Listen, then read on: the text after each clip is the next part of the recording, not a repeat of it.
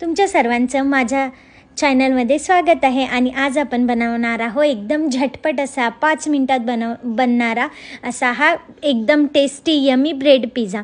त्यासाठी मी लहान मुलांना तर खूप आवडतो आणि मोठ्यांना पण आवडतो। आणि जर आपल्याला चहासोबत लागत असेल थोडासा झटपट असं काहीतरी तर आपण हा बनवू शकतो।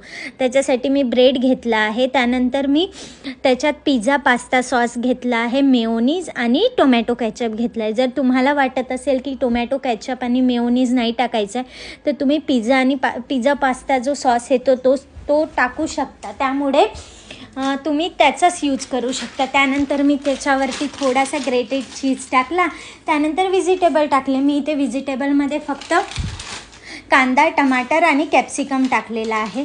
तुम्ही वाटत असेल तर पनीर माझ्याजवळ नव्हता आणि कॉर्न पण नव्हते, त्यामुळे मी ते टाकलं नाही।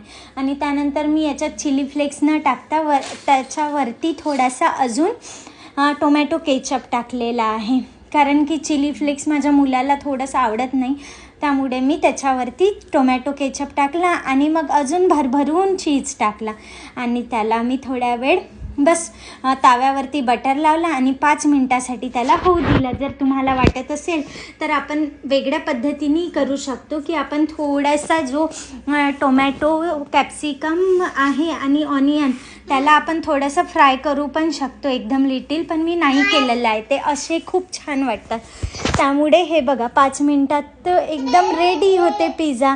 जर तुम्हाला वाटत असेल काही चटपटीत खायचं असेल तर हे ट्राय जरूर करा आणि चॅनलला लाईक, शेअर आणि सबस्क्राईब